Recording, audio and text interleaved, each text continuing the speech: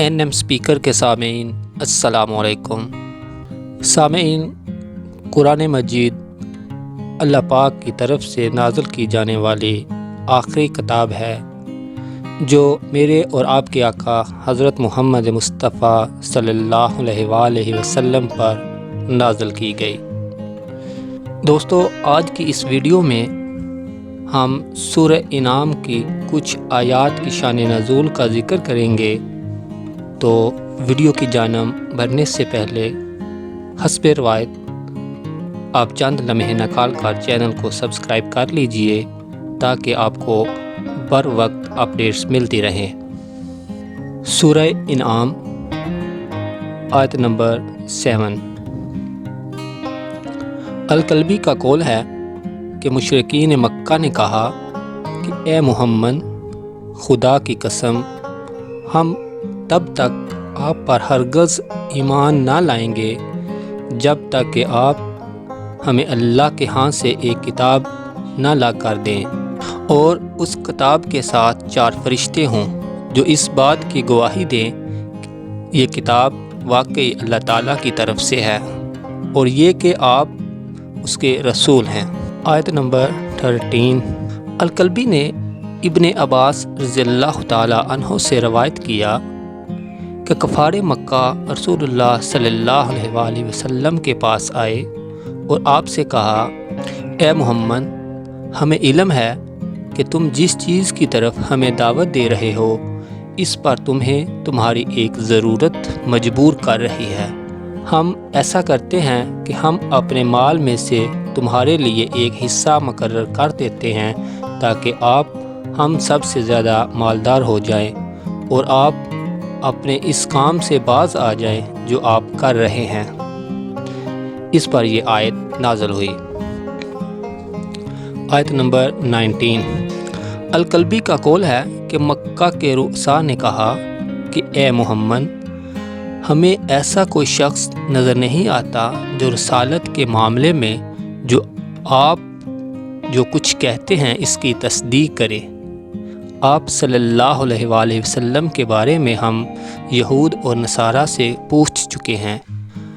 ان کا خیال ہے کہ ان کے ہاں آپ کا کوئی ذکر نہیں ہے اور نہ آپ کی کوئی صفت بیان کی گئی ہے، لہٰذا ہم کو کوئی شخص دکھا دیں جو اس بات کی گواہی دے کہ آپ اپنے خیال کے مطابق رسول ہیں۔ اس پر اللہ تعالیٰ نے یہ آیت نازل کی۔ آیت نمبر 25۔ ابو صالح کی روایت ہے کہ ابن عباس رضی اللہ تعالیٰ عنہ کا قول ہے کہ ابو سفیان بن حرب، ولید بن مغیرہ، نضر بن حارث، ربیع کے 2 بیٹے عتبہ اور شیبہ، خلف کے 2 بیٹے امیہ اور ابیہ نے رسول اللہ صلی اللہ علیہ وآلہ وسلم کی باتیں غور سے سنی تو انہوں نے نضر سے پوچھا کہ اے ابو قتیلہ، محمد کیا کہہ رہے ہیں؟ اس نے جواب دیا کہ اس ذات کی قسم جس کے قبضہ قدرت میں میری جان ہے، میں نہیں سمجھتا کہ وہ کیا کہتے ہیں۔ مجھے تو صرف ان کے ہونٹ ہلتے نظر آتے ہیں کہ وہ کچھ کہہ رہے ہیں۔ وہ تو صرف گزرے ہوئے پہلے لوگوں کی داستانیں سناتے ہیں جس طرح میں تم لوگوں کو گزشتہ ادوار کے قصے سنایا کرتا تھا۔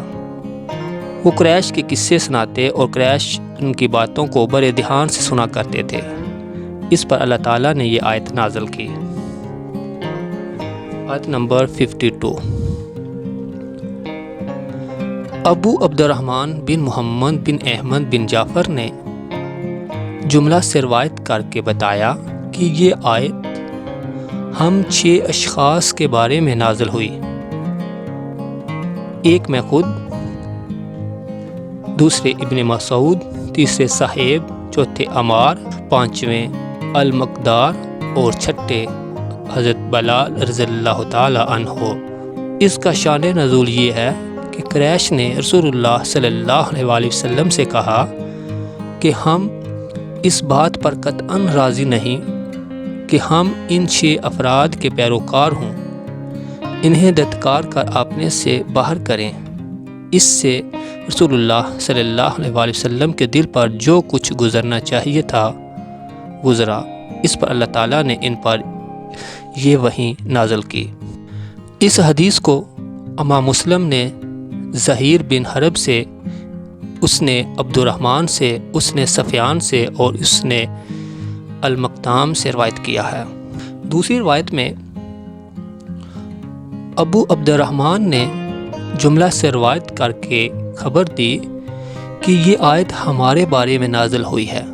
ہم کمزور لوگ نبی کریم صلی اللہ علیہ وآلہ وسلم کے پاس صبح و شام بیٹھتے تھے۔ آپ صلی اللہ علیہ وآلہ وسلم نے ہمیں قرآن سکھایا اور نیکی کی باتیں سکھائیں۔ آپ صلی اللہ علیہ وآلہ وسلم ہمیں جنت اور دوزخ سے ڈراتے، نیز ہمیں نفع کی باتیں بتاتے اور موت کے بعد کی زندگی سے آگاہ کرتے۔ اسی دوران القرا بن حابس تمیمی اور اینیا بن حسن الفزاری آئے۔ ان دونوں نے کہا کہ ہم اپنی قوم کے معززین اور اشراف میں سے ہیں، ہمیں یہ بات ناگوار ہے کہ ہماری قوم ہمیں ان لوگوں کے ساتھ دیکھے۔ آپ صلی اللہ علیہ وآلہ وسلم انہیں اس وقت اپنے سے دور کر دیں جب ہم آپ کے پاس بیٹھے ہوئے ہوں۔ آپ صلی اللہ علیہ وآلہ وسلم نے فرمایا کہ ٹھیک ہے۔ انہوں نے کہا ہمیں تب تک یہ بات قبول نہیں جب تک آپ یہ تحریر لکھ کر نہیں دیتے۔ چنانچہ چمڑا لایا گیا اور دوات لائی گئی، اس پر یہ آیت نازل ہوئی۔ ایک دوسری روایت میں ابو بکر الحارثی نے جملہ سے روایت کی۔ انہوں نے کہا کہ ابن مسعود نے فرمایا کہ قریش کے سرداروں کا ایک گروہ رسول اللہ صلی اللہ علیہ وآلہ وسلم کے پاس آیا۔ اس وقت آپ کے پاس خباب بن لارت، صہیب، بلال اور عمار موجود تھے۔ ان سرداروں نے کہا کہ اے محمد، آپ ان لوگوں سے راضی ہو گئے اور انہیں قبول کر لیا، کیا آپ چاہتے ہیں کہ ہم ان کے پیروکار ہوں یا ان کے متحد ہوں؟ اس پر اللہ تعالیٰ نے یہ آیت نازل کی۔ اسی اسناد سے روایت ہے کہ ہمیں عبید اللہ نے ابو جعفر سے، اس نے ربیع سے روایت کر کے بتایا، جو لوگ رسول اللہ صلی اللہ علیہ وسلم کی مجلس میں سب سے پہلے حاضر ہوتے تھے، ان میں حضرت بلال، صہیب اور سلمان تھے۔ آپ صلی اللہ علیہ وسلم کی قوم کے اشراف اور سردار اس وقت مجلس میں آتے جب ان لوگوں نے اپنی اپنی نشستیں سنبھال لی ہوتی۔ ان سرداروں کا کہنا تھا کہ صہیب رومی، سلمان فارسی، بلال حبشی تو آپ کے نزدیک بیٹھتے تھے اور ہم آتے تو کنارے پر بیٹھ جاتے ہیں۔ ان لوگوں نے اس کا ذکر رسول اللہ صلی اللہ علیہ وسلم سے کیا اور کہا کہ ہم آپ کی قوم کے سردار اور معززین اشراف ہیں، اگر آپ ہمارے آنے پر ہمیں اپنے قریب کر دیا کریں تو کتنا اچھا ہو۔ رسول اللہ صلی اللہ علیہ وسلم نے ایسا کرنے کا ارادہ کیا، اس پر اللہ تعالیٰ نے یہ آیت نازل کی۔ کرما کا قول ہے کہ عتبہ بن ربیع، شیبہ بن ربیع، معتم بن عدی اور الحارث بن نوفل بنی عبد مناف کے اہل کفر کے اشراف کو ساتھ لے کر عبد المطلب کے پاس آئے اور ان سے کہا کہ کاش آپ کا بھتیجا ہمارے غلاموں، موالیوں اور گھٹیا لوگوں کو اپنے پاس سے ہٹا دے تو یہ بات ہمارے دلوں میں بہت بڑا درجہ رکھتی اور اس کے لیے ہمارے ہاں بڑا پسندیدہ کام ہوتا، نیز یہ بات ہمارے لیے اس کی پیروی اور تصدیق کے لیے بہت مددگار ثابت ہوتی۔ ابو طالب نبی کریم صلی اللہ علیہ وسلم کے پاس آئے اور اس بارے میں آپ سے بات کی۔ حضرت عمر بن خطاب رضی اللہ تعالی عنہ نے کہا کہ اگر آپ وہ کام کریں جو وہ چاہتے ہیں تاکہ ہم دیکھ لیں کہ وہ چاہتے کیا ہیں اور اپنی بات کا کہاں تک پاس کر کے آگے بڑھتے ہیں۔ اس پر اللہ تعالیٰ نے یہ آیت نازل کی۔ جب یہ آیت نازل ہوئی تو حضرت عمر فاروق رضی اللہ تعالی عنہ اپنی بات کے لیے معذرت کرنے آئے۔ آیت نمبر 92۔ الوالبی کی روایت میں ابن عباس رضی اللہ تعالی عنہ کا قول ہے کہ یہود نے کہا اے محمد صلی اللہ علیہ وسلم کیا اللہ تعالیٰ نے آپ پر ایک کتاب نازل کی ہے؟ آپ نے جواب دیا کہ ہاں۔ تو انہوں نے کہا کہ خدا کی قسم اللہ نے آسمان سے کوئی کتاب نہیں اتاری۔ اس پر اللہ تعالیٰ نے یہ آیت نازل کی، کہو کہ جو کتاب موسیٰ لے کر آئے تھے اس کو کس نے نازل کیا؟ جو لوگوں کے لیے نور ہدایت تھی۔ ایک روایت میں محمد بن کعب القرظی کا قول ہے کہ اللہ تعالیٰ نے محمد صلی اللہ علیہ وسلم کو حکم دیا کہ اہل کتاب آپ سے آپ کے معاملے میں سوال کریں اور دیکھیں وہ اپنی کتابوں میں آپ کا ذکر کس طرح سے پاتے ہیں۔ اس سے محمد صلی اللہ علیہ وسلم کے خلاف ان کے حسد نے انہیں اللہ کی کتاب اور اللہ کے رسول کے انکار پر مجبور کیا، اور انہوں نے کہا کہ اللہ نے کسی بشر پر کچھ نازل نہیں کیا۔ اس پر اللہ تعالیٰ نے یہ آیت نازل کی۔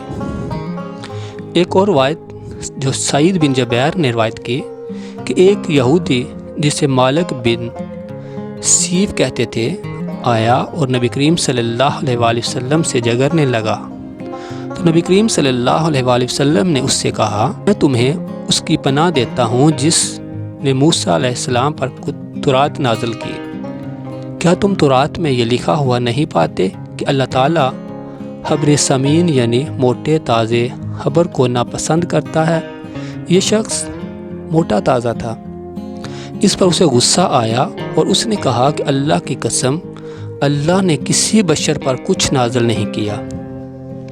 اس پر اس کے ساتھیوں نے جو اس کے ساتھ تھے اس سے کہا کہ تجھ پر تباہی ہو، کیا موسیٰ پر بھی کچھ نازل نہیں کیا گیا؟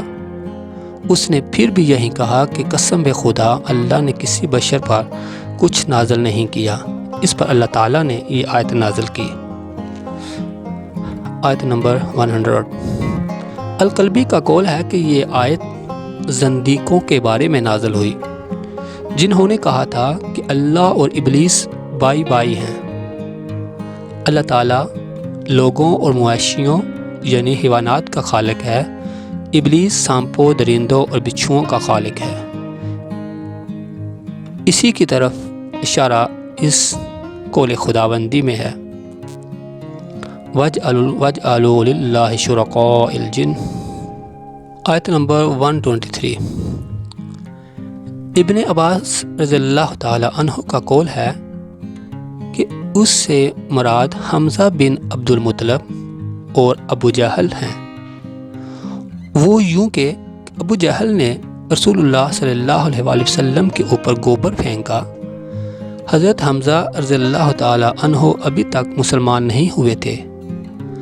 حضرت حمزہ رضی اللہ تعالی عنہ کو جب اس کی اطلاع ملی کہ ابو جہل نے یہ حرکت کی ہے تو حضرت حمزہ شکار سے واپس آ رہے تھے اور ان کے ہاتھ میں کمان تھی۔ وہ غضبناک ہو کر اور کمان لے کر ابو جہل کے پاس چلے گئے۔ ابو جہل ان سے منت سماجت کرتا رہا اور کہتا رہا اے ابو یا اللہ، کیا تم نہیں دیکھتے کہ وہ کیا مصیبت لے آئے ہیں؟ اس نے ہماری عقلوں کو بے وقوف قرار دیا، ہمارے معبودوں کو گالیاں دیں اور ہمارے آباء و اجداد کی مخالفت کی۔ حضرت حمزہ نے جواب دیا کہ تم سے بڑا بیوقوف اور کون ہو سکتا ہے؟ اللہ کو چھوڑ کر بتوں کی پوجا کرتے ہو۔ میں گواہی دیتا ہوں کہ اللہ کے سوا اور کوئی معبود نہیں، وہ اکیلا ہے، اس کا کوئی شریک نہیں، اور بے شک کو شبہ محمد اللہ کے بندے اور رسول ہیں۔ اس پر اللہ تعالیٰ نے یہ آیت نازل کی۔ ہمیں ابو بکر حارثی نے اسے، ابو محمد بن حیان نے اسے، عبداللہ بن محمد بن یعقوب نے اور الولید بن آبان نے انہیں، ابو حاتم نے اسے، ابو تقی نے اسے، بقیہ بن ولید نے اسے، مبشر بن عبید نے زید بن سلم سے قول خداوندی کے بارے میں روایت کیا کہ اس سے مراد حضرت عمر بن خطاب رضی اللہ تعالی عنہ ہیں، اور اس قول خداوندی سے مراد ابو جہل بن حشام ہیں۔ صدق اللہ العظیم و صدق رسولہ النبی الکریم۔